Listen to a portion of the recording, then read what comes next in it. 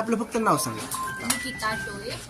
तुम्ही राहिला ही वस्ती कुठली? म्हणजे गाव गोजुबारी ही वस्ती आटोळे वस्ती. हां, बरं. नेमकं तुम्ही सकाळ सकाळ काय नक्की तुम्हाला काय दिसलं, काय तुम्हाला जाणवलं इथं? ते आम्ही म्हणजे काम चाललेलं आमचं.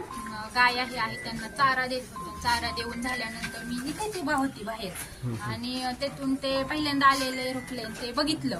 ते पहिल्यांदा असं गेलं, असं गोल राऊंड चांगला मारला त्याने. ते नंतर रिटर्न माघारी आलं. माघारी आल्यानंतर गावाकडे गेलं. गावाकडे गेल्यानंतर ते असं खूप खालून खालून चाललेलं. जसं जरा वाईबल झाल्यावानीच असं असं हालत होतं आणि त्यांना असं लँडिंग करायचं होतं. ते धावपट्टी आमच्या घराच्याच पाठीमागे आहे. मग धावपट्टी अशी जरा 2 सेकंदावर राहिलेली. ते वरती जायचं, ते खाली असं क्रॅश झालं, धडकलं. ते धडकल्याबरोबर असा मोठा स्फोट झाला. स्फोट झाल्याबरोबर त्याचे सगळे पार्ट असे सगळे पांगले आमच्या घरापाठीमागे पलीकडे सगळीकडे गेले. आणि मग आम्ही बस पाहतोय, पण एवढा मोठा आम्ही खूप घाबरलो. एवढा मोठा म्हणजे फर्स्ट टाइमच पाहिला असं त्याने हा स्फोट झालेला. असं म्हणजे बॉम्ब वगैरे कसं फुटतात तसा एवढं जोरात स्फोट झाला. ते स्फोट झाला आणि त्यांची सभा होती वाटतं. ते सभेसाठी त्यांचे ते कार्यकर्ते पीए पोलीस सगळे होते पाठीमागं आलेले हजर. त्यांना ते कळलं. ते 5 ते 10 मिनिटातच इथं आले. पण आल्यानंतर म्हणजे हे दृश्य पाहून म्हणजे ते कोणी समोर जाऊ शकत नव्हतं. एवढा मोठा जाळ होता.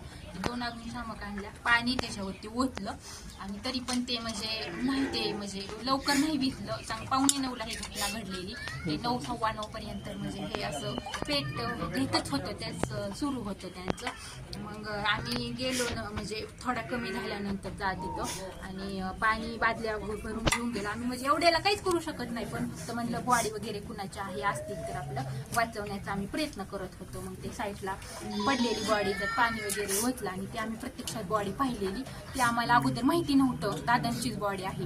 नंतर कळलं की दादा होते, पण ते पहिला आम्ही म्हणजे असा त्यांचा चेहरा दिसतच नव्हता. पूर्ण चेहरा ओळखू येत होता त्यांचा? चेहरा काहीच ओळखू येत नव्हता. त्यांची अशी निम्मीच बॉडी दिसलेली. ती पण म्हणजे अशी सगळी जाऊन अशी पांढरी पडलेली अशी फुगलेली बॉडी होती. आणि मग ते आम्हीच इथून आमच्या घरातून नवीन कापड आणि ब्लँकेट ही नेलं. तिथून तोपर्यंत ॲम्ब्युलन्स आल्या. त्यांनी ते सगळं असं गुंडलं, पॅक केलं आणि त्यांना ॲम्ब्युलन्समध्ये नेलं. आणि त्यात असे 5-6 जण व्यक्ती होते. ते मुंबईचं होतं वाटतं प्लेन. आणि त्यातले ते 2 खालून नेले आणि 4 राहिले ते धावपट्टीतून नंतर काढले. ते तर पूर्ण असे म्हणजे दिसतच नव्हते बॉडी. दादांची तरी जरा निम्मी बऱ्यापैकी त्यातली त्यात होती. अशी ओळखू येणारी तर अशी नव्हतीच. पण हे दादा आहेत आम्हाला माहिती नव्हतं, आम्ही ओळखलं पण नव्हतं. त्यांचे ते गार्ड सिक्युरिटी पीए कोण होते ते आलेले. मग त्यांचं ते वॉच आणि ते गॉगल वगैरे पडलेलं त्यांनी पाहिलं. आणि ते मग म्हणजे त्यांना कळलं, पण आम्हाला नंतर कळलं हे दादा आहेत. खूप वाईट वाटलं आणि खूप म्हणजे दुर्दैवी घटना घडली.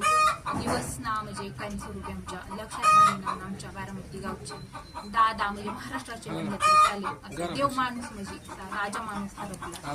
सो त्यांच्यासाठी किती शब्द सांगितले ना तरी ते म्हणजे कमीच आहे. त्यांच्यासाठी खूप हळहळ व्यक्त होत आणि खरंच म्हणजे खूपच वाईट झालं. हे होत आहे जरा खूप प्रयत्न केले पण त्यातून काही संधी नाही झालं. वाईट झालं.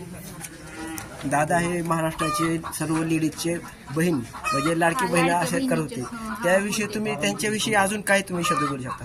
ते म्हणजे असे खूप चांगले होते. आपले लाडके बहीण होते, देवा भवानी अजित ते सगळे होते. त्यांनी स्कीम काढलेली ती चांगली होती म्हणजे आमच्यासाठी.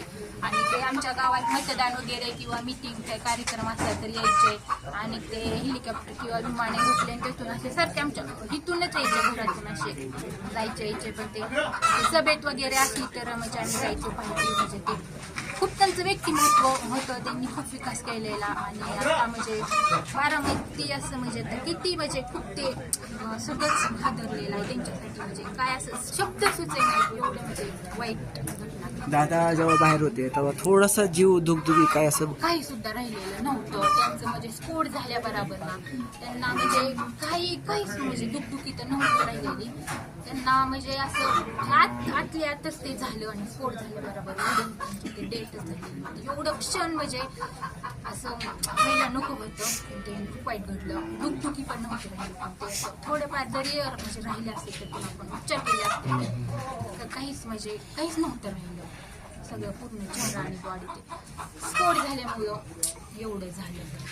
तुम्हाला ह्याच्यात काही थोडंसं राजकारण वाटतंय का किंवा कसं काय प्रॉब्लेम असं वाटतोय का थोडंसं? एवढं नाही माहिती काय, पण ते एरोप्लेन मध्ये प्रॉब्लेम असू शकतो, कारण ते गावाकडून येताना असं पहिल्यांदा गेलं ते लँडिंग झालं नाही, दुसऱ्यांदा करत होते ते पण असं वायबल झाल्यावर खालून जर असं आपण वरून स्पर्श केला असा तरी पण ते एवढं खाली अंतरावर होतं.